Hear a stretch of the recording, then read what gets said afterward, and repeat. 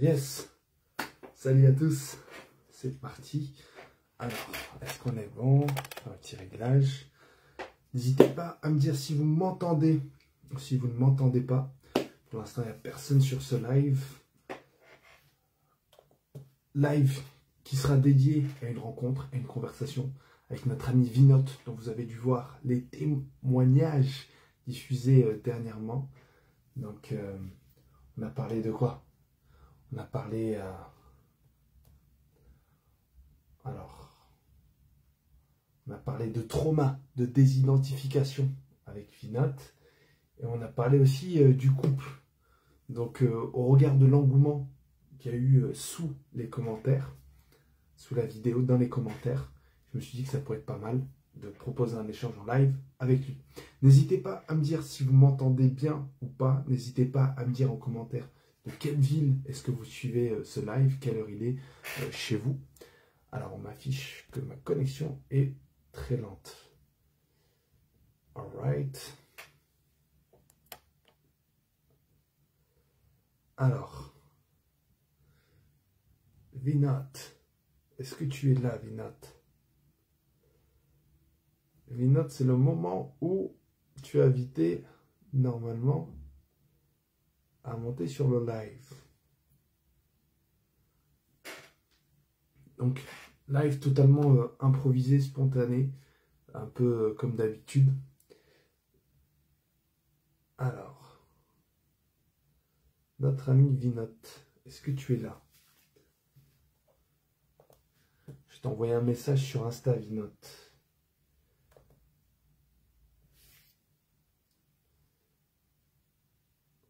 Alors.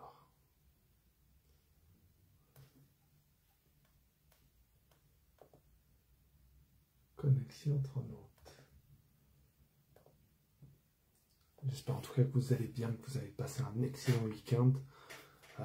J'ignore si vous êtes en ce moment en famille, au travail, en France, à l'étranger. En tout cas, je vous souhaite d'avoir passé un excellent week-end et je vous souhaite de passer une excellente semaine. N'hésitez pas à me dire en commentaire si vous m'entendez. Parce que je pense que je suis connecté, mais on ne sait jamais. Alors.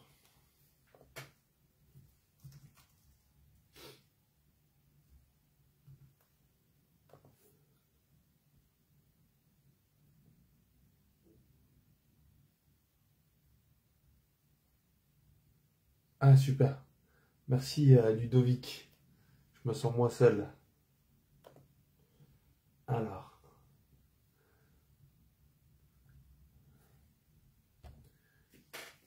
Normalement, Vinote, il ne devrait pas tarder à arriver. Alors, ce qui est hyper particulier, c'est que la plupart des gens sont hyper à l'aise avec le live Instagram et le live Facebook. Les gens ne maîtrisent pas trop.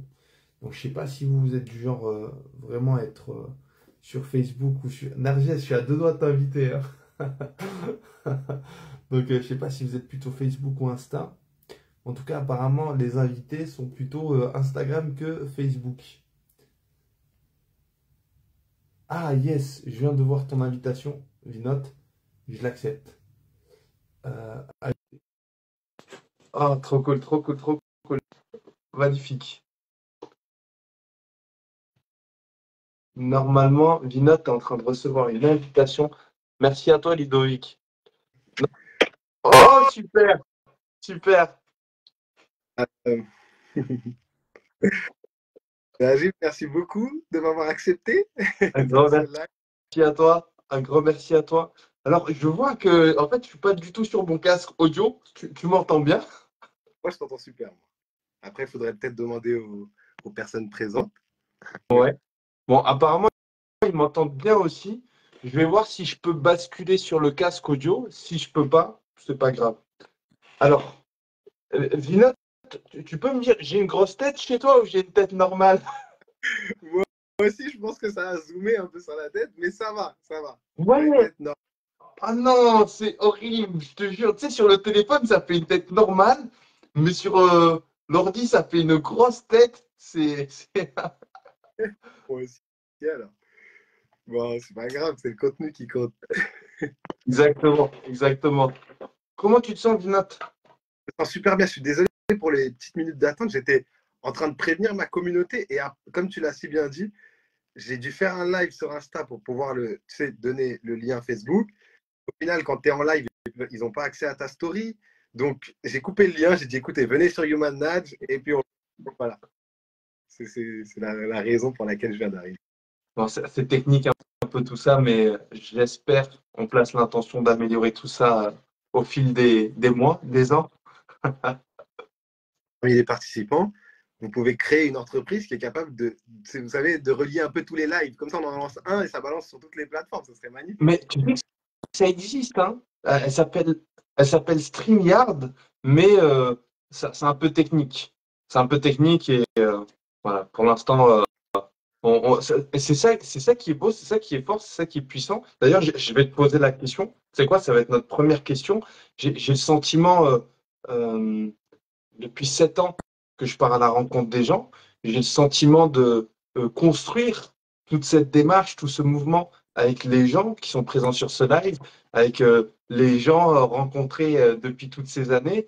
Je les trouve particulièrement, pour la plupart, pour la grande majorité, ultra bienveillants, hyper à l'écoute, très curieux, profondément humains et très indulgents. Parce que du coup, toutes les fois où il s'est passé des galères, ils ont été là et c'était beau à voir. Toi, ça fait combien de temps peut-être que tu communiques ton message sur les réseaux sociaux et qu'est-ce que tu pourrais nous dire des gens qui te suivent? Alors, moi, ça a un peu évolué, pour être honnête, puisque, pour être honnête, j'ai commencé en tant que love coach. Donc, ouais. Donc, j'étais déjà un peu dans l'accompagnement, mais comme j'étais en train de promouvoir l'amour et que les gens me disaient que j'étais de bons conseils, je me suis dit, pourquoi pas me lancer là-dedans? Et c'était à la base une niche.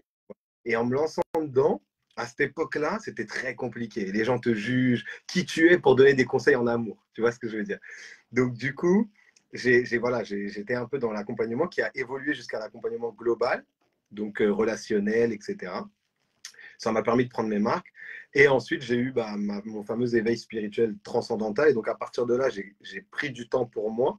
Donc, pendant ce temps-là, je n'accompagnais plus. Ma communauté était mise de côté. Et en revenant de ma retraite d'un an, etc., et de plusieurs mois, je me suis dit, mais je vais apporter ce côté spirituel à cet accompagnement.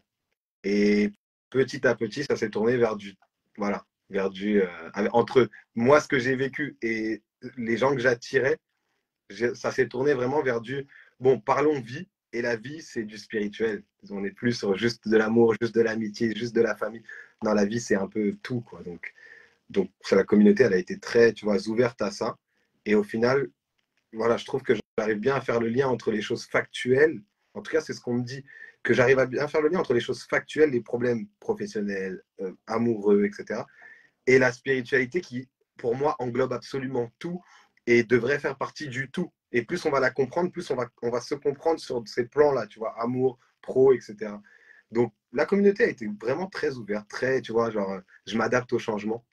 Et ça a été une merveilleuse chose. Et là en ce moment, c'est en train de grimper. Et c'est une merveilleuse chose pour tout le monde parce que le message a besoin d'être propagé, quoi. Et je te remercie d'ailleurs pour ça. Je te remercie. Merci à toi, merci à toi. Moi, Vinote, tu as été une découverte incroyable pour ma part via Instagram. Je tiens à remercier Safia au passage, qui a été également passeuse de cette relation qui est née. Ce que j'apprécie énormément chez toi, au-delà de ton parcours, donc toi, tu es revenu rapidement dessus en disant retraite, etc. Tu as passé, je crois, quand même 1 an dans un ashram, c'est ça? En Inde, D'affilée, puis derrière quelques mois, par-ci par-là. ce qui est quand même extraordinaire. Moi, je n'ai jamais rencontré quelqu'un de notre génération qui a vécu quelque chose de manière aussi intense, de manière aussi impliquée, engagée, sérieuse. Et ce que j'apprécie particulièrement chez toi, c'est ta capacité, justement, comme tu l'as dit avec tes mots, peut-être à présenter des réalités complexes sous un angle et dans une approche qui sonne particulièrement simple. Et pour avoir rencontré Maître Shi dernièrement, donc médecin traditionnaliste, médecin traditionnel chinois, wow, Comment on dit praticien en médecine traditionnelle chinoise. Voilà, c'est compliqué. Tout ça pour ne pas dire médecin, parce que bref. Donc, les grands maîtres dans leur domaine, ils ont la capacité, il me semble, à présenter justement une réalité qui peut paraître complexe, mais avec des mots tout simples. Et c'est ce que j'apprécie particulièrement chez toi, Vinod. Donc, un grand merci à toi pour tout ce que tu transmets, tout ce que tu partages. C'est vrai que je disais, il y a peut-être peu de gens qui le font, en tout cas dans nos entourages, etc., de manière commune. Mais quand j'ai été là-bas, j'ai vu qu'à travers le monde, il y avait énormément de gens qui étaient dans cette recherche de profondeur de la vie, de la spiritualité, de l'énergie, de vouloir sortir de certains états qu'ils ont traînés pendant des dizaines d'années, etc. Donc j'en ai rencontré des jeunes, des très jeunes même. À l'époque, quand j'étais dans l'ashram, j'ai maintenant une personne qui est devenue mon amie, qui avait 18 ans et qui s'est retrouvée dans la... Donc, je te cache pas qu'il y en a, mais je pense que, ouais, enfin, voilà, il doit y avoir une histoire de karma, une histoire très lourde derrière qui te pousse à aller chercher. Nous, on appelait ça comme ça là-bas parce que c'était le cas, c'est à aller te brûler. En fait, en tout cas là-bas dans l'ashram, on te brûle de l'intérieur parce que on supprime ton identité, on supprime ton ego, on supprime tout ce qui t'a créé pendant des années pour que tu comprennes que ce n'est qu'éphémère et que ce n'est pas toi, tu vois. Et ça fait mal. On se levait à 4 heures du matin, on faisait à peu près le matin, on faisait 7 heures, non, un peu moins, on faisait 6 heures de yoga. Ensuite, on mangeait, on faisait à peu près 5 à 6 heures qui étaient du volontariat dans la plupart des cas. Moi, j'ai eu un peu de chance. C'était du désherbage sous 40 degrés, c'était ramasser de la bouse de vache et la coller dans un truc toute la journée, non-stop. En fait, tu te détruis, tu vois. Et après, le soir, on refait pratique de yoga jusqu'au repas. On n'a que 2 repas. Et il n'y a pas de dimanche, il n'y a pas de samedi. Et ça continue comme ça pendant des mois, des mois, des mois. Tu t'arrêtes jamais. Tu n'as même plus idée, t'as même plus notion des jours, des mois. Tu n'as plus notion de rien. Mais c'est une merveilleuse chose. Parce que du coup, après, quand tu regardes l'être humain, tu le regardes plus avec ton œil qui juge, tu vois. Tu le regardes avec, ce n'est pas une femme, ce n'est pas un homme, c'est un être. C'est ce qu'on appelle ici une âme, tu vois. Et du coup, bah, tu arrives plus à entrer réellement en profondeur, à parler de choses profondes de manière simple, comme tu le disais, à ne pas t'arrêter au superflu, tu vois. Un exemple, c'est que là-bas, entre guillemets, c'était une consigne d'avoir des vêtements amples. Et les swamis, les moines, etc., ont souvent des vêtements amples. Une des raisons, Najib, je te le dis, une des raisons, c'est parce que moins tu vas avoir les formes qui vont être resserrées, etc., et plus quand tu vas regarder quelqu'un, tous ces jugements inconscients, tu vois, vont s'arrêter. Parce qu'au final, tu ne pourras pas t'arrêter au physique. Ça sera visuellement impossible, tu vois, même si tu te impossible. Pas de maquillage, pas de produits dans les cheveux, les yeux, les trucs. Et donc, du coup, tu as affaire au réel. Et le réel, au final, tu te rends compte que tout ce que tu as fait pendant des années, la manière dont tu as regardé les gens, la perception que tu avais de la vie, mais c'est pas la bonne. La bonne, parce que la bonne, ça serait regarder les gens pour ce qu'ils sont. Et ça, c'est dans l'énergie, dans l'aura, dans la présence, dans quand la personne te parle, dans sa manière de parler, tu ressens l'amour. C'était de l'amour pur là-bas. Tu me rends nostalgique. C'est puissant, c'est puissant. Justement, en lien avec ce que tu disais par rapport au fait qu'avant tu étais love coach, euh, en quoi est-ce que ta vision de l'amour, en quoi est-ce que ta vision du couple aussi a pu évoluer? En beaucoup.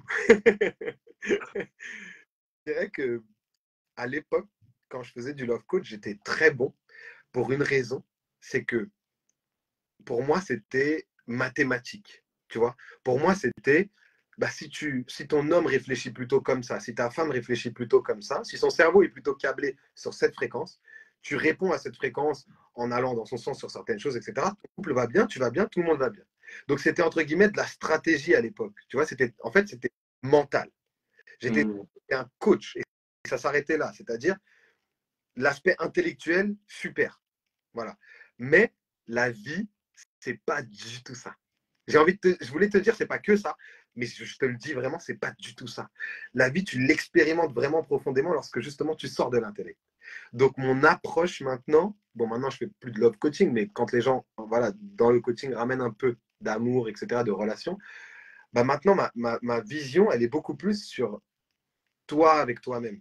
C'est-à-dire que, comme je l'ai dit dans la dernière interview qu'on a menée, sachant que l'amour, c'est un état, et vu que je l'ai expérimenté et qu'avant, je ne l'avais pas expérimenté, et que, entre guillemets, après un travail sur toi, tu es capable d'être en amour, ou plutôt après un travail de lâcher prise, tu es capable d'être en amour sans personne. Lorsque tu es capable d'être en amour sans personne, tu te rends compte vraiment que c'est un état. Tu l'expérimentes, cet état. Et quand tu es dans l'état d'amour, après la relation, entre guillemets, c'est de la gestion. Tu vois, tu te rends compte que si toi, tu es en amour, très peu de friction. Parce que du coup, tu n'as pas envie de changer ton état. Tu n'as pas envie d'aller de l'amour à la haine parce que la personne a fait quelque chose ou parce que tu attends quelque chose de la personne. Donc du coup, la vision que j'ai donnée dans mon coaching, ça devenait plus écoutez, travaillez votre état d'amour. Travaillez la manière que vous avez, vous, d'être avec vous-même dans le quotidien. Est-ce que vous vous sentez en amour? Et ensuite, on rentre dans la relation. Parce que la plupart des gens rentrent dans la relation sans être dans l'état d'amour. Donc, ils vont chercher l'amour ailleurs. Ça ne marchera pas. Ça ne marchera pas parce que la personne ne conviendra et ne, entre guillemets, ne répondra jamais à 100% de vos demandes. C'est impossible. Donc, vu qu'on ne peut pas répondre à 100%, il y a un moment où on va être blessé, on va être touché, on va être déçu. Et là, oh, bah, je ne l'aime plus. Ou alors, c'est pour ça que les relations commencent là-dessus, hein, et qu'après, ça devient de l'anxiété, ça devient du stress. C'est parce que l'état d'amour n'est pas établi avant. Établissez votre état d'amour, ensuite basculez sur une relation. La dimension de la relation est complètement différente. Si vous trouvez quelqu'un comme ça, alors là, c'est merveilleux. Là, il y a 90 à 100% de chances de réussir. Mais si vous trouvez même quelqu'un de différent et que vous, votre amour est établi, il est ferme, il est ancré, mais c'est magnifique. C'est magnifique parce que vous pouvez. Il y a une phrase que mon gourou disait beaucoup, c'est lorsque vous êtes réellement dans l'amour, vous pouvez vous mettre en couple avec le diable. Et quand il dit ça signifie te mettre en couple avec la personne la plus horrible du monde, selon toi. Elle peut te faire le plus grand mal. Mais si toi, à l'intérieur de toi, tu es Jésus, tu es Bouddha, tu es les personnes qui sont invulnérables, mais qui va t'atteindre? Bah, Qui va t'atteindre? tu vois, quand tu dis ça, ça me fait penser spontanément à ma foi, tu vois, et il y a cette idée que nous, on évolue tous avec des présences angéliques et des présences, on va dire, diaboliques. Et il y a une présence qui nous accompagne de notre naissance jusqu'à la mort. Et en arabe, précisément, ça s'appelle le Karin. Et ce Karin-là, il est dit que le prophète Mohammed, que la paix soit sur lui, il s'est converti à l'islam devant l'amour qu'il dégageait. En fait, il était tellement aimant, il vivrait tellement l'amour qu'au bout d'un moment, il s'est dit, mais c'est trop bon, tu vois, d'être comme lui. Donc, il serait converti. Et donc, je pense, tu vois, quand j'entends ça, pour moi, ça résonne comme ça, tu vois. Prophète de ce monde, ça a été ça. Le déclenchement, de toute façon, pour que le divin te transcende et que tu deviennes un messager du divin, il faut que tu sois à un état d'amour qui soit tellement invulnérable que la plupart de l'espèce humaine, tu vois, eh bien, elle ne peut pas t'atteindre. Parce qu'il y a quelque chose de divin qui vibre en toi. Et là, on peut parler d'amour. Mais l'amour de oh lui, je l'aime pas, on est dans cette dualité, ou l'amour de il m'a fait du bien, donc je l'aime. Il a des qualités, mon homme, parce qu'il est comme ça. C'est pas de l'amour, ça. Vu qu'il est comme ça, tu l'aimes. C'est du calcul, c'est de la stratégie, tu vois, c'est pas de l'amour. Selon toi, justement, comment réussir à se préserver peut-être? Parce que je pense que beaucoup souhaitent être dans cet amour et vont trouver en face des gens qui vont se dire, ah bah ok, tu veux être amour, bah je vais venir titiller ou je vais venir appuyer. Enfin, ça se fait de manière inconsciente, je pense. Donc, comment se préserver quand on a cette aspiration à n'être qu'amour? Je vais être honnête avec toi, ça, je l'ai appris plutôt récemment. C'est que lorsque tu es réellement dans cet amour, il y a, on va l'appeler de manière commune, l'intuition. C'est-à-dire que vu que tu es très rarement dans un état où tes émotions vacillent, du coup, tu es rarement dans un intellect qui te perturbe. Tu es plutôt équilibré. Tu vois, chez nous, on dit Ida et Pingala, c'est-à-dire ton énergie et ton énergie féminine sont équilibrés. Quand tu es équilibré, tu as de la clarté. Tu peux voir les situations avec clarté. Donc, dans cet amour, si tu es purement dans cet amour et pas dans un amour vacillant, si tu es réellement établi dans cet amour, tu as de la clarté. Et si tu as de la clarté, normalement, au début même de la relation, tu vas très vite comprendre si c'est pour toi ou non. Et donc, du coup, tu vas très vite t'aligner avec ton toi qui va te dire, ça va être un peu compliqué. Genre, laisse ça de côté. Soit tu n'es pas assez fort, soit ton amour n'est pas assez établi, ou soit c'est pas pour toi. Tu vois, il y a quelque chose en toi qui ne va pas t'amener vers ces situations. Et ça, c'est lorsqu'on est établi dans l'amour avant d'y entrer. C'est pour ça que tout à l'heure, je disais avant. Établissez-le avant et pas pendant. Parce que pendant, il y a déjà énormément d'inconscientes qui sont marquées en vous. Il y a des empreintes énergétiques. Et donc, c'est très compliqué après d'aller déjà se combattre soi, pour après combattre ce qu'on a établi dans la relation. Tout devient. S'il est établi avant d'y aller, la situation dont et les gens qui sont établis, j'en connais très peu, mais les gens qui sont réellement établis là-dedans sont capables d'attendre des années avant d'entrer en relation. Des années, alors qu'ils ne sont pas en venue, mais des années parce qu'ils savent que c'est pas. Voilà. Pour l'instant, le divin ne leur a pas donné la bonne personne. Tu vois. Ils le savent, ils sont alignés. C'est aligné avec Dieu. Tu vois. Et donc, tu le sais. Quand c'est des vrais signes, tu le sais. Quand c'est des choses non un peu vicieuses, tu le sais. Tu commences un peu à ressentir. Tu vois. Donc, ta question, c'est comme si je te dirais, elle n'a pas lieu d'être pour les gens qui sont réellement établis. Si la question a lieu d'être, c'est que la personne vacille. Si elle vacille, c'est qu'il y a encore un travail à faire. Établissez-le jusqu'à être équilibré. Pas à 100%, parce que c'est rare d'avoir une vie totalement équilibrée, mais un équilibre qui vous permet d'avoir de la clarté, ça suffit. Ça suffit. La relation que vous allez mener, elle va être magnifique. Alors, comment réussir à s'établir? Est-ce que c'est des pratiques au quotidien? Est-ce que c'est comment s'établir? Comment s'établir de vie surtout? Parce que quand tu vas là-bas dans l'ashram, c'est facile. Tout l'environnement, il est fait pour. Donc du matin au soir, on était établis, nous, c'était magnifique. Chaque conversation, ça devenait une plus-value dans ta journée qui était incroyable. Ici, chaque conversation, c'est pas ça. Des fois, les gens te drainent. D'ailleurs, la plupart des conversations, les gens te drainent. Donc du coup, tu en ressors et tu te dis. Donc oui, les méthodes que moi, dont je suis sûr, je vais te parler de ce dont je suis sûr. Nous, il y a ce qu'on appelle dans la culture du yoga, il y a des pranayams. Et il y a des pranayams, c'est des exercices de respiration où tu vas aller travailler sur tes canaux, le canot masculin, le canot féminin et des aires cérébrales, etc. Bon, derrière, ça rentre dans la chimie, dans l'anatomie, etc. Mais ça, c'est de la science. Là, on va rester sur l'énergie. Ton féminin et ton masculin, il y a des manières de le travailler avec des exercices de respiration super simples. Il y en a même beaucoup des gratuits sur Internet, mais les profs de yoga ont encore du mal à bien l'apporter, cette chose, tu vois. Mais un seul exercice de respiration bien fait, c'est-à-dire bien travailler avec le temps qui te convient, avec les consignes bien guidées, travailler juste tous les jours. Tu peux même faire, par exemple, en coaching, en ce moment, j'en conseille beaucoup, 11 minutes par jour. Souvent, je donne 11 minutes par jour d'exercice à faire pour des problèmes. Il y en a qui veulent se suicider. Hein. Le dernier coaching que j'ai eu, Najib, c'était je suis à deux doigts. Je suis à deux doigts voilà, de me suicider, etc.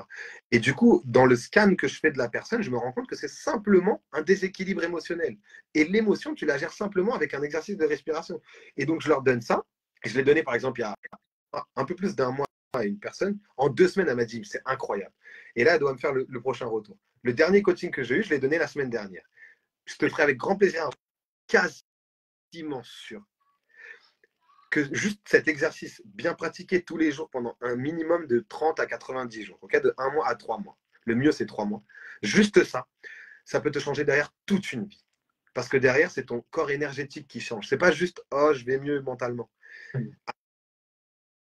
Et c'est pour ça les pratiques de yoga, c'est parce que ça va s'ancrer dans ton énergie. Une fois que ça s'ancre dans ton énergie, tu auras beau aller contre avec ton mental, c'est déjà établi. Une fois que c'est établi, ça y est, tu vas beaucoup mieux, tu sais même pas pourquoi. Et c'est là où je te dirais, équilibré, il y a des exercices de respiration, il y a des méditations, du yoga, ok. Mais le plus impactant pour moi, c'est les exercices de respiration. Et il y en a où tu équilibres simplement tes deux énergies et ça suffit. Pour toute une vie, ça suffit, quoi. Tu sais, c'est ce que tu dis là, quand tu le partages, ça entre en résonance avec la dernière expérience que j'ai pu avoir en partant à la rencontre de Wim Hof, donc qui lui a développé sa technique de respiration qu'il associe au fait de nager, de plonger. Juste, Vinod, je fais une petite parenthèse. Tu sais, des fois, quand je regarde sur la droite, c'est que je regarde, je le précise aussi pour nos amis qui nous suivent, je regarde les commentaires. Parce qu'avec mes yeux, j'arrive pas. En fait, ça se voit pas, mais le téléphone, il est très loin.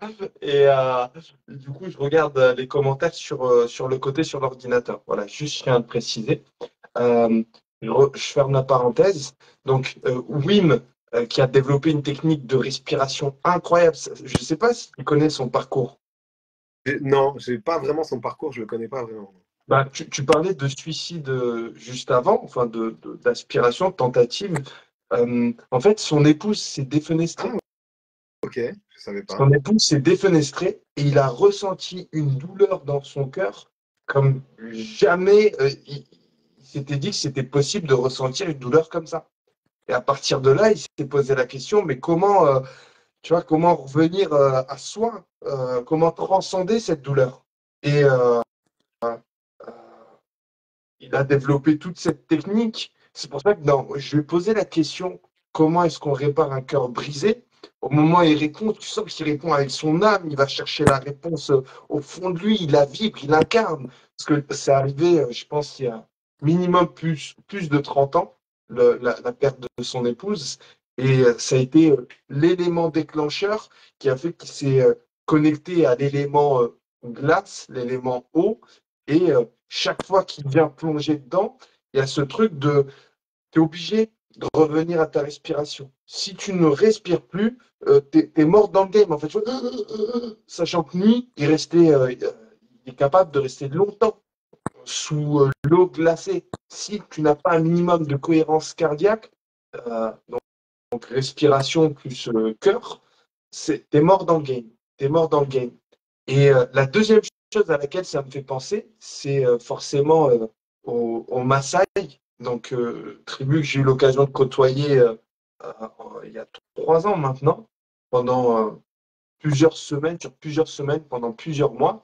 Et la première soirée où je les ai rencontrés, ils étaient dans un mariage et pendant toute une nuit, ils sautaient et ils faisaient hey, hey, pendant toute une nuit, Vinote. C'était hallucinant.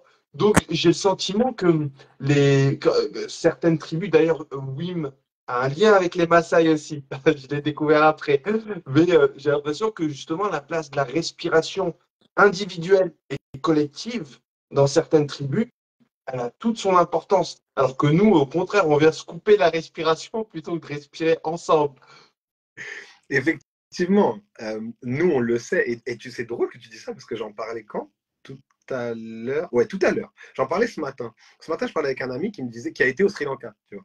Et je suis sri lankais. Donc, du coup, on parlait de ça. Il me disait merci pour les conseils que tu m'as donnés, etc. Et à un moment, tu vas pas le croire, Vinod, on était avec des moines et on a mangé avec eux et tout. Je dis, ah ouais? Il m'a dit, ils ont 10 ans. Et là, j'ai dit, ah d'accord, ça s'appelle des Bala Brahmachari. En gros, ils naissent là-dedans, c'est leur voix, etc. On en parlera un peu plus tard, mais à l'époque, c'était comme ça. Tu devais d'abord suivre cette voie et après, tu pouvais te mettre en couple, tu vois. Mais bref, l'idée là où je veux t'amener, c'est la chose que je lui ai dit ce matin. Il m'a dit, si tu savais comment il vibre, c'est un truc de malade. À un moment, je suis allé dans une classe, je leur ai dit, est-ce que vous voulez un yaourt? C'était le plus beau cadeau de leur vie. Alors qu'ici, tu vas dans une classe, tu dis un yaourt, ils vont dire, mais qu'est-ce qu'il raconte? Il me racontait ça, tu vois. Et il me disait, il jouait des cerfs-volants, t'avais l'impression que c'était un truc de malade et tout. Et j'ai dit, je vais te dire un truc très simple. Tu sais pourquoi? J'ai dit, est-ce que tu sais ce qu'est la première chose qu'ils apprennent à l'école? Elle m'a dit, bah non, bah, lire et écrire. J'ai dit, justement, ils apprennent pas à lire et écrire.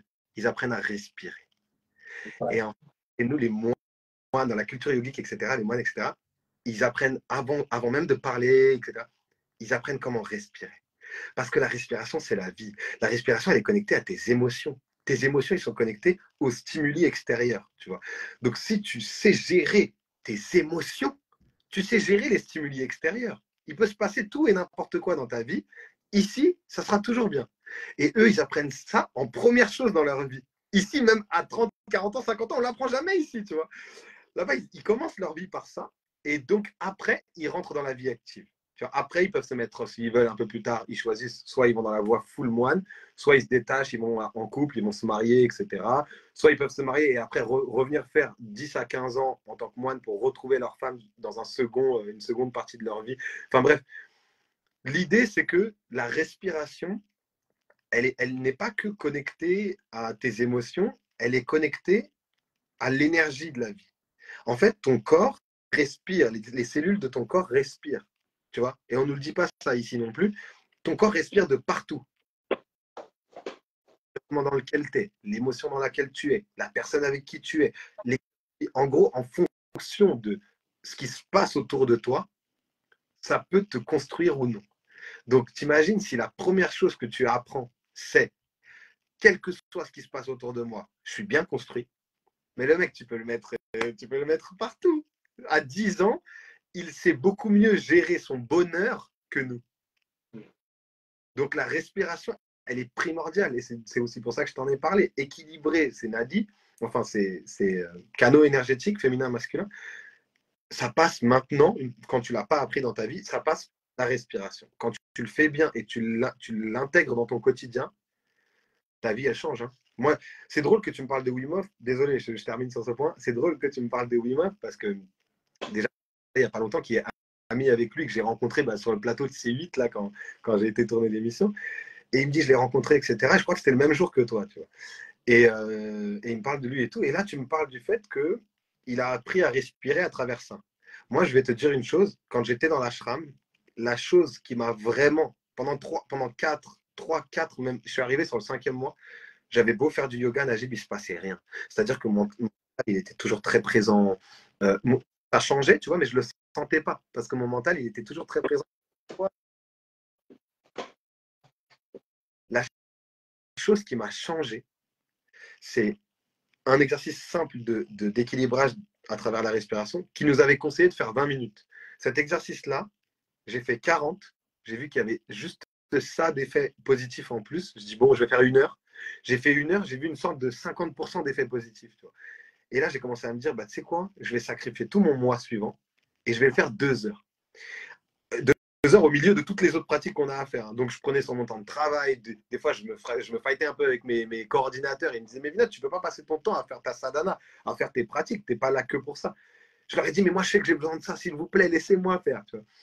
Et quand j'ai fait 2 heures en moins de 3 semaines et demie, j'ai toute ma vie qui a changé. C'est-à-dire que la manière qu'avaient mes zones cérébrales de s'activer, etc., j'ai senti le changement. C'est-à-dire que maintenant, les problèmes, je vois que je ne les perçois plus de la même manière. Maintenant, la manière que j'ai de gérer ma vie professionnelle, etc., c'est plus du tout de la même manière. Il y a comme une sorte de nouvelle priorité. Ma priorité, c'est d'abord d'être bien, d'abord d'être au dit. Et après le matériel. Après, la qualité. Ah, il faut vous trouver de l'argent. Tout ça, tu vois. Donc, ça s'appelle être établi. Une fois que tu t'établis, invulnérable. Invulnérable, vraiment. Invulnérable. Et bien au pic de tu vois, de ma présence, je disais, je suis invulnérable. Je ne comprends pas. Tu ne le comprends pas d'ailleurs. Sur le coup, tu as l'impression que c'est normal, mais vraiment, vraiment. Si tu t'équilibres, si tu t'équilibres, je pense qu'il n'y a qu'une seule chose qui peut vraiment t'impacter, ça serait en gros, ça serait que une info, ça serait quelque chose qui vient de l'extérieur et que même avec la meilleure énergie du monde, tu ne peux pas combattre. C'est-à-dire quelque chose qui va à l'encontre de l'être humain. Et souvent, ces choses-là, elles ont été fabriquées, tu vois. Elles ont été créées pour détruire. Elles ne sont pas naturelles. Donc, à part ces choses qui sont très, tu sais, qui sont faites pour nous plomber, il y en a beaucoup dans notre nourriture, voilà, il y en a beaucoup dans l'air, etc. On ne va pas rentrer dans ce débat-là, mais à part ces choses-là, si toi, tu t'établis et que tu as une vie plutôt normale, tu vois, bah, tu peux devenir, voilà, juste heureux sans rien, quoi. Juste respirer le bonheur. Bah, tu vois, alors, je vais revenir sur une question qui a été posée, mais justement, le sentiment que j'ai, je pense que tu l'as également, enfin, au-delà d'un sentiment, c'est peut-être même un constat. Souvent, quand ça ne va pas dans nos vies, qu'est-ce qu'on va faire? On va se laisser aller.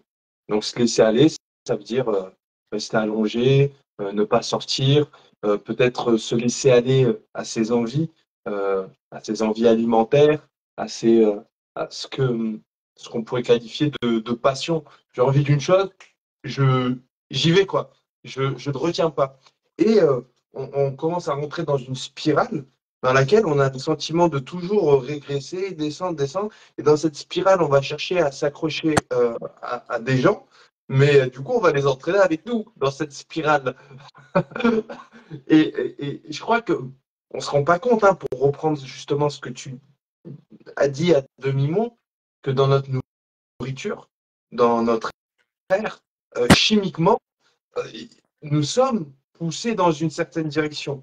Nous sommes orientés. Donc, si on se laisse pousser par ce courant chimique, on va l'appeler comme ça, nos émotions, nos états d'âme vont être altérés et c'est impératif de pouvoir, en quelque sorte, exercer, en mon sens, une forme de mouvement contraire pour éviter d'être emporté par ça. Et ce mouvement contraire, théoriquement, la, la, la force opposée, elle devrait être proportionnelle à ce mouvement qui nous pousse dans une direction. Donc là, quand tu parles de respiration, et je vais faire le lien avec une question qui a été posée, je ne sais plus par qui, parce que le nom est parti, mais qui demandait où est-ce qu'on peut apprendre à respirer de cette manière. Alors, avant que tu nous dises comment peut-être, ou justement, la force opposée, elle est tellement importante que, en mon sens, aujourd'hui, respirer, méditer, prier, aller courir, faire un effort physique, se reconnecter à son corps, se reconnecter à soi, c'est tellement plus impactant à l'échelle internationale que de faire des partages Instagram, des partages Facebook pour lutter contre l'injustice dans le monde, les déséquilibres. Il y avait Rumi qui disait que l'injustice, il me semble qu'on en avait parlé quand on s'était rencontrés, avec l'exemple de la rose. L'injustice, c'est quand au lieu d'arroser les pétales de la rose, tu vas arroser les épines. Et on fait tout ça à notre niveau, c'est-à-dire qu'on vient arroser les épines et on est surpris de se retrouver dans un jardin mondial, là où il y a plus d'épines que de pétales. Tellement. Je suis tellement d'accord avec toi. Et je pense que si les gens nous écoutent, il y en a certains qui sont dubitatifs, ils peuvent faire un test très simple. Et après, je te dirai comment pour les exercices de respiration. Tu peux faire un test très simple. Tu fais une purge. C'est-à-dire qu'un jour, bah, tu décides de.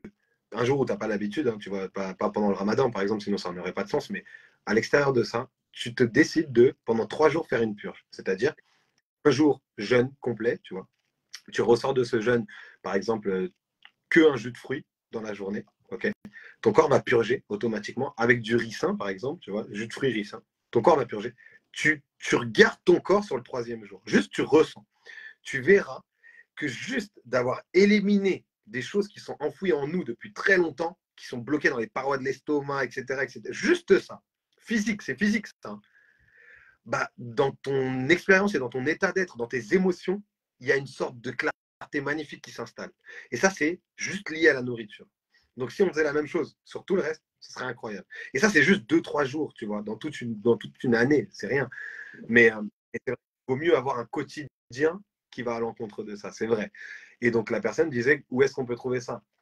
Alors, déjà, il faut savoir que moi, je te le dis, hein, au-dessus de moi, c'est-à-dire au-dessus de ce que moi j'envoie comme pratique, ce que je vais essayer de créer, etc., il y a un truc qui n'a absolument rien à voir en termes d'impact. C'est que c'est les pratiques et les dons que fait Sadhguru, c'est-à-dire mon maître spirituel, tu vois, que YouTube en ligne, moi j'ai commencé en ligne avec lui, c'est d'une puissance. Et pourtant, c'est juste des choses que c'est déjà, tu vois. Mais comme il y a un impact énergétique fort, il y a un amour fort dans la transmission, et ben, si tu pratiques ça juste un petit peu, bah, tes énergies vont mieux. Et quand tes énergies vont mieux, bah, au quotidien, tu as une sorte de combat qui se crée naturellement. Parce que ton corps énergétique, il va naturellement se délester. Par exemple, il y a une pratique qui fournit en ligne sur Inner Engineering Online, tu vois, il le fournit.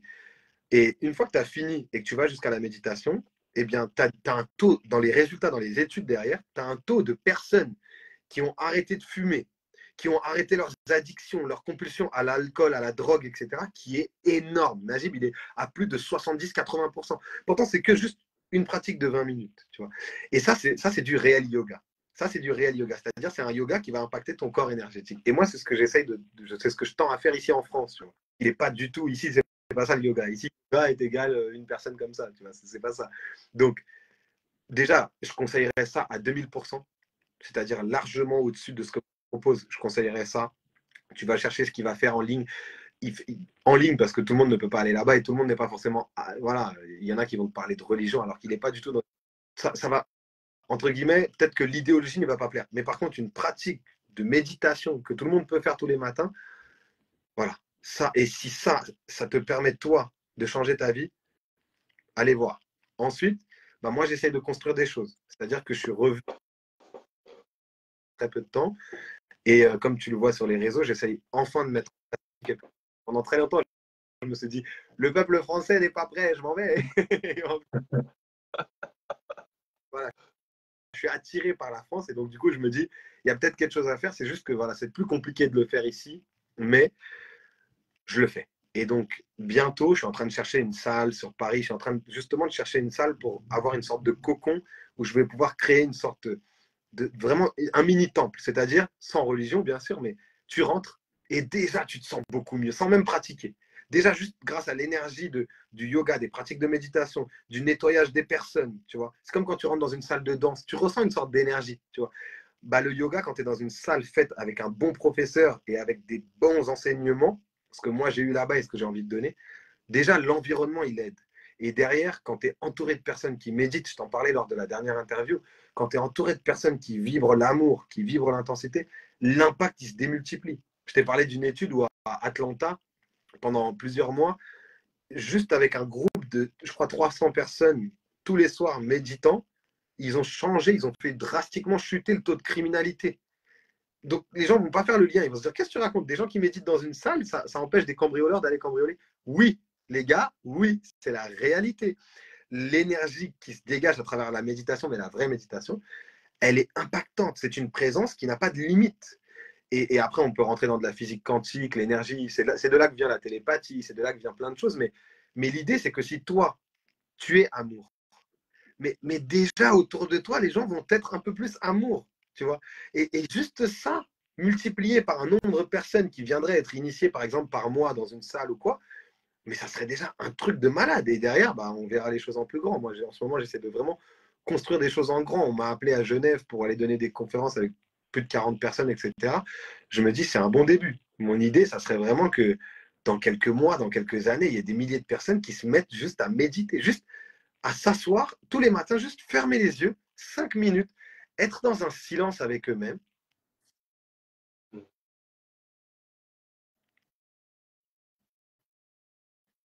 Et expérimenter la vie. Et ne plus expérimenter ce qui se passe ici. Ne plus être ici, mais être là. Et juste ça, mixé avec de l'amour, ça fait des miracles. Donc, comment le faire? Bah, trouver un bon prof de yoga, quelqu'un que vous ressentez, quelqu'un où vous êtes attiré par, voilà, qui va vous attirer pour une raison. Et si vous continuez à sentir que c'est le bon, allez-y à fond. Une fois que les gens savent méditer chez eux, tout seuls, ça y est. Ça y est. Une fois que vous êtes indépendant dans votre silence, ça y est. Alors, je tiens à remercier justement dans le chat l'engouement des personnes. Faouzia, Eloï Faouzia qui dit fonce mon frère, Eloï qui t'envoie des papillons, des fleurs, la Peace Lily qui dit joue. Donc let's go. Il y a plein de personnes prêtes et conscientes en France aussi. Donc effectivement, je pense qu'il y a plein de personnes qui ont cette appétence, mais on ne sait pas forcément vers qui s'orienter. Faut savoir que je pense que peu importe la couleur de la spiritualité, il y a un certain nombre d'enseignements qui étaient jusqu'à présent quand même réservés à soit des initiés, soit des personnes qui vont vraiment s'engouffrer dans la brèche. Et aujourd'hui, c'est ce que tu proposes également. Il y a des gens qui créent cette ouverture via les réseaux sociaux et c'est magnifique, franchement, pour toutes celles et ceux qui découvrent Vinote et qui continuent d'en apprendre plus sur lui avec nous, là, aujourd'hui même. Je mettrai tous les liens. Le live, il sera disponible sur Facebook, il sera disponible sur YouTube. Je mettrai les liens du compte Insta, de la page Facebook et également de ton site internet, là où je suis parti jeter un coup d'œil en ce moment. Là, il y a l'e-book que tu es en train de proposer avec deux petites vidéos axées sur la méditation. Et il me semble, dans la première, tu disais justement que la méditation, c'est un état on ne fait pas de la méditation. On est dans un état de méditation. Et c'est la deuxième claque que tu m'as mise. Parce que c'est vrai, nous, on a tendance toujours à dire, OK, qu'est-ce que je peux faire pour aller mieux? Euh, alors que, OK, comment est-ce que je pourrais être déjà? Qu'est-ce que je pourrais modifier dans mon être pour aller mieux? Pour venir à Sadhguru que tu as pu mentionner, moi, c'est quelqu'un que j'apprécie énormément. Je pense que vous avez tous dû au moins voir au moins une fois une vidéo de Sadhguru. C'est un barbu avec un turban blanc et une cape, généralement ici. Et bon, moi, de temps en temps, je regarde ces vidéos parce elles sont profondément impactantes. La fois où j'ai vraiment pris une claque, c'est le jour où il a pris l'exemple d'une fourmi. Il parlait de la quête, la course des richesses. En tant qu'humain, on se pose plein de questions sur comment est-ce que on peut gagner notre argent, qu'est-ce qu'on va faire, quoi, comment, pourquoi. Et je sais pas si tu te souviens de cette vidéo. Ouais, ouais, ouais. Il donnait l'exemple de la fourmi. Il disait, mais si une fourmi, si une fourmi la petite comme ça là, avec sa tête encore plus petite qu'elle est déjà petite, si une fourmi, elle arrive à trouver sa subsistance sans être en état de stress, d'inquiétude ou quoi que ce soit, mais l'humain, avec sa boîte crânienne, la grosse comme ça, mais il n'a même pas de raison théoriquement de s'inquiéter. Une fourmi comme ça, elle trouve sa subsistance, et toi, être humain, tu es là, tu te poses 3000 questions. Deuxième exemple qui m'a mis une claque, il me semble que c'est Sadhguru qui disait ça. Il disait, mais si tu te penses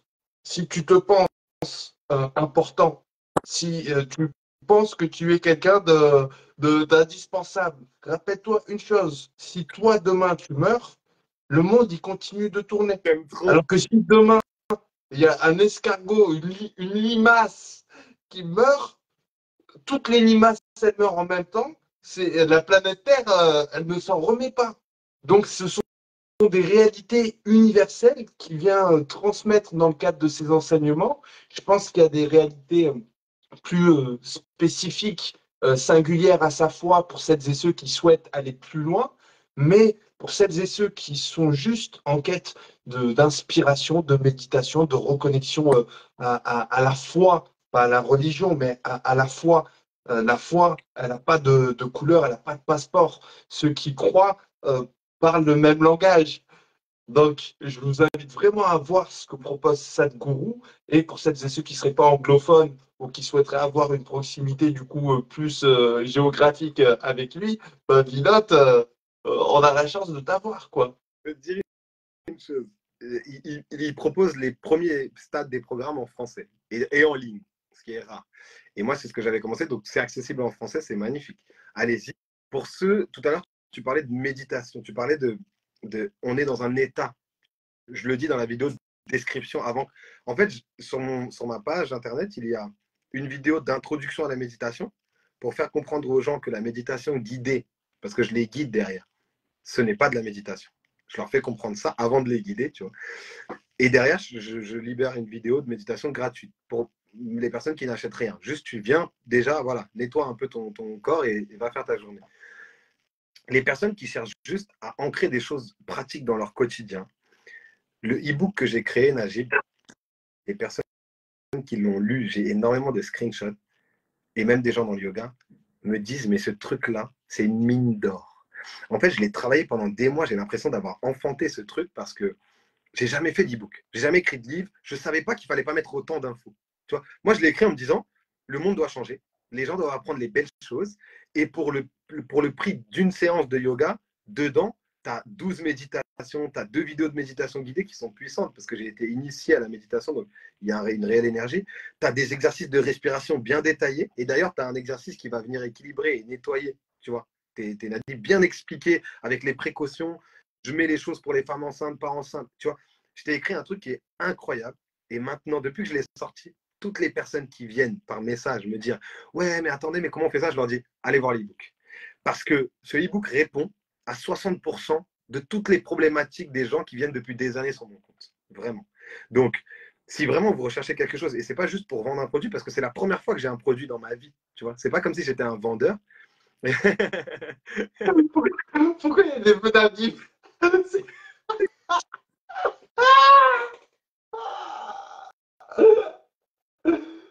quoi ça, lui?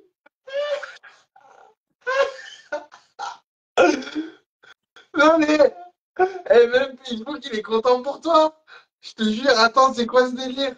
Je suis choqué. C'est la première fois que je vois ça en live. Il sait pas c'est quoi là. Non mais c'est trop. Le live, il a capté ton énergie. Je sais pas, là, vous avez une preuve en direct. Il n'y a rien d'inventé. Vous voyez, on a les deux mains ici. De même, on est choqués. C'est passé.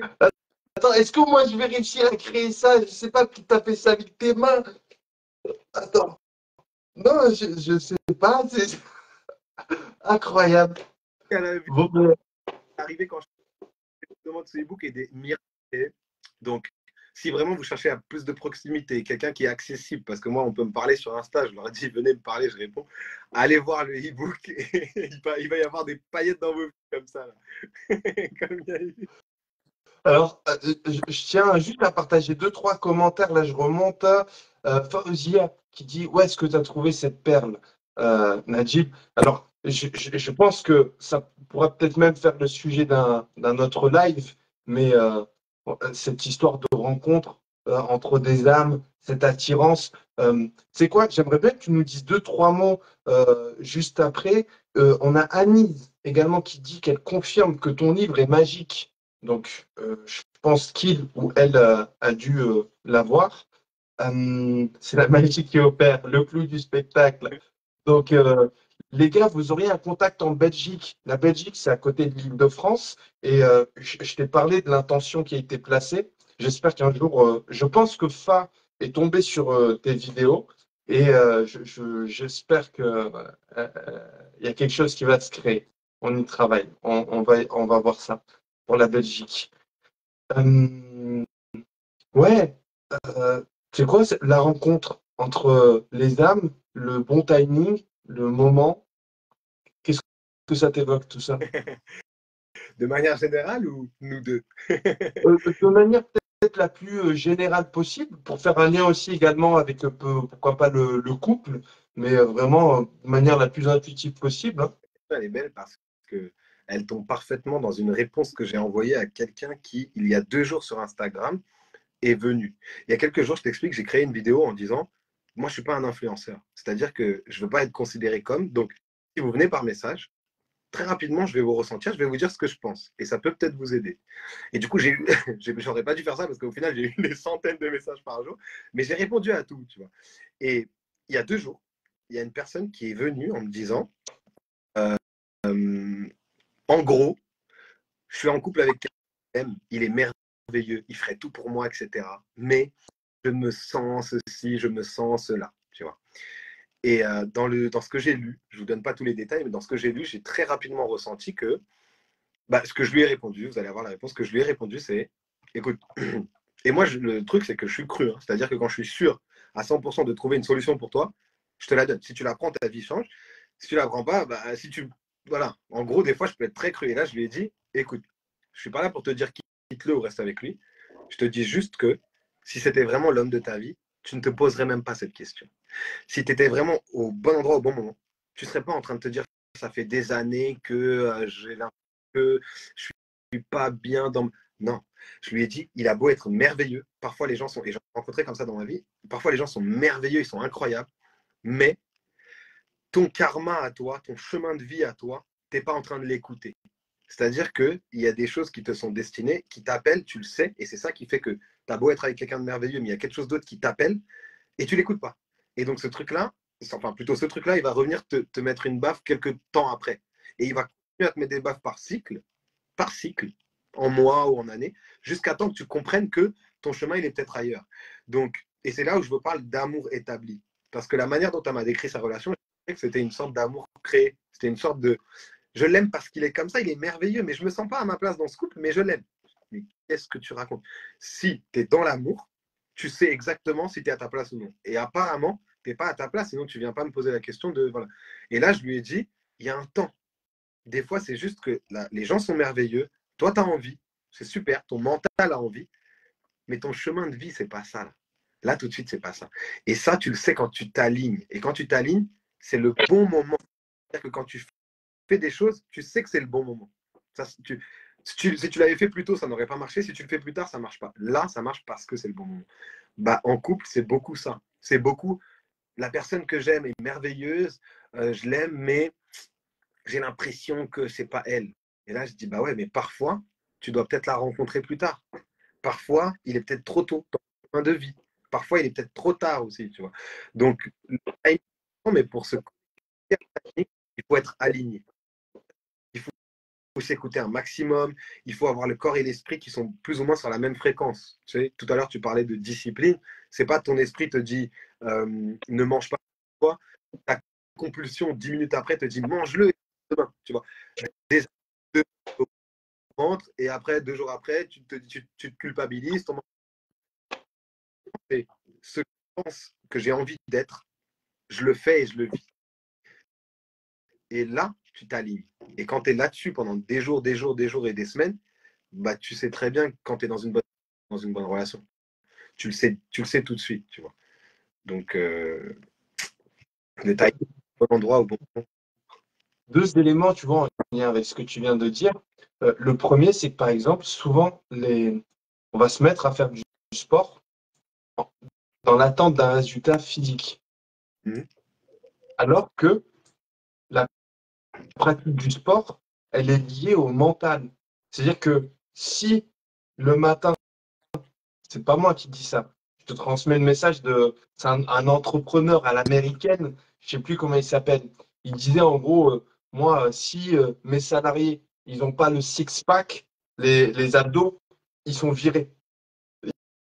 Ils rentrent même pas dans l'entreprise. Et il expliquait que lui, tous les matins, il allait au sport, mais bon, physiquement, il est baraqué, hein. Mais il disait, moi, j'en ai rien à faire d'être musclé. J'y vais pas pour le muscle, j'y vais pour le mental. Si demain, je perds tout, mais que j'y vais tous les matins, que je m'y tiens, ben, j'ai tout gagné.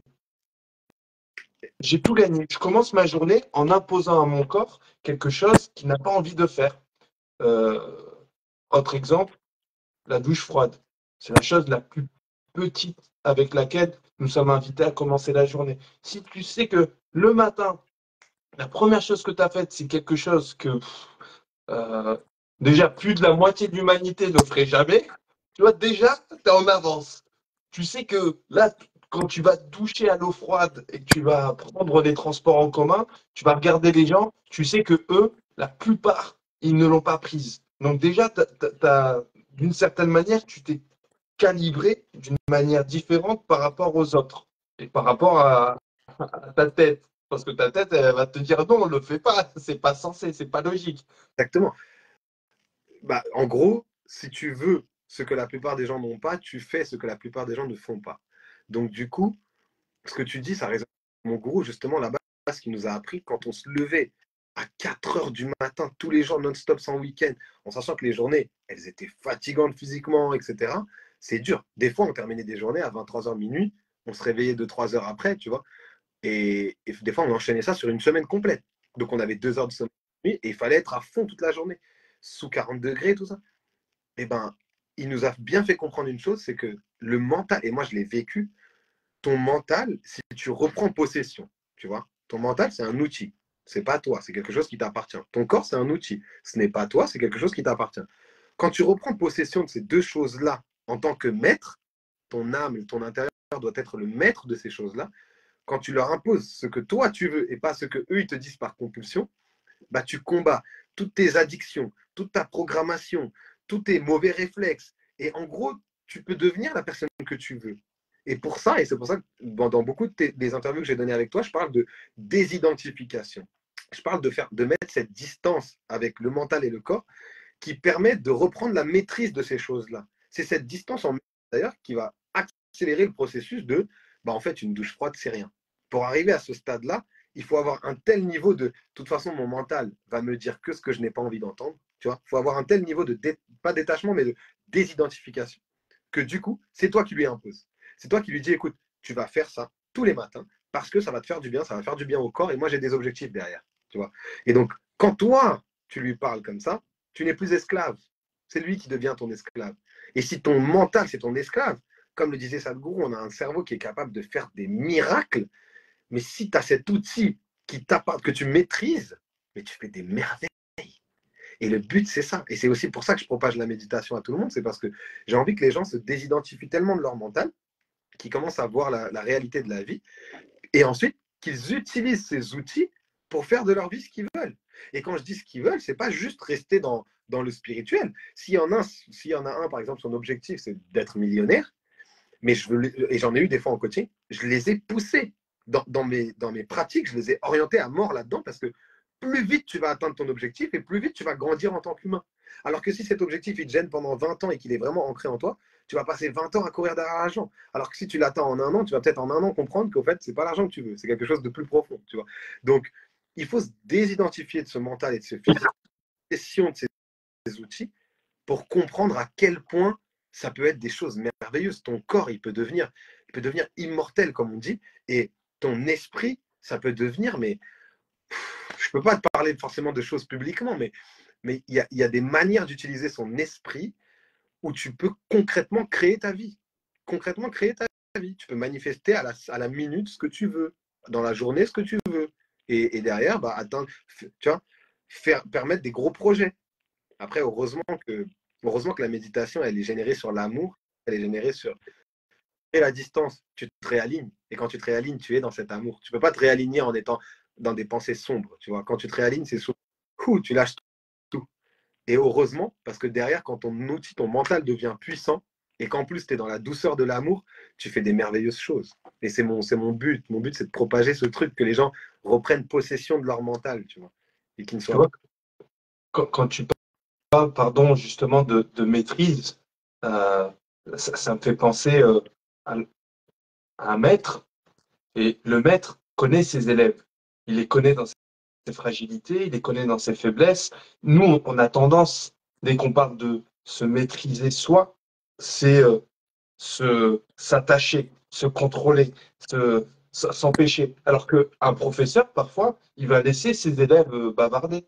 Il va laisser ses élèves aller courir. Il va laisser ses élèves se fatiguer. C'est pas la maîtrise de soi, c'est pas ça, en fait. Non, c'est au contraire connaître le mouvement, les aspirations, les fragilités de ses élèves pour parfois savoir quand est-ce que là, je retiens, là, au contraire, je relâche et j'amène la personne à tirer un apprentissage. Alors la personne, ou quand on parle de soi, du coup, peut-être soi-même, je ne sais pas.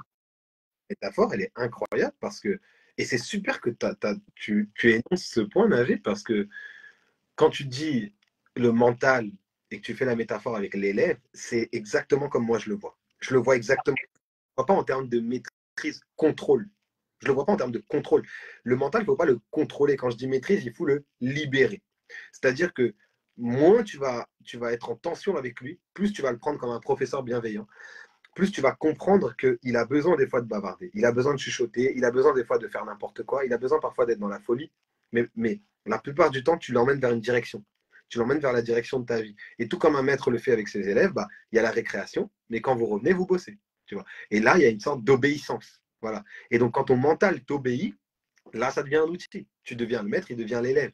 Mais c'est vrai que ton point, il est excellent parce que il faut arrêter de croire que le mental, il se contrôle. Tu vois, il y a une grande différence entre la maîtrise des choses et le contrôle. Un maître, il n'est pas forcément en tension, il n'est pas en punition avec les choses, il n'est pas en train d'ordonner. Tu vois, un maître, il s'adapte à ce que la personne est pour l'emmener vers la direction que tout le monde veut. Donc, c'est la même chose qu'on doit faire avec le mental. Tu t'adaptes à ce qu'il est, il va t'envoyer des pensées, ok? Et alors? Ben, laisse-les passer. Une pensée, d'accord? Tu la laisses passer et tu te dis, waouh, ok, ça a fait partie de moi pendant quelques secondes, ça n'est pas moi. Ma vie continue, tu vois. Et cette distance va te permettre d'être un être humain. Ça va te permettre d'être humain, de faire. On a Sam qui nous dit ça s'appelle dompter. Alors, pour ma part, je dirais plutôt élever. Dompter, il y a un côté animalier et un côté ça rentre dans ta cage ou va jongler avec des boules alors que tu as un tigre.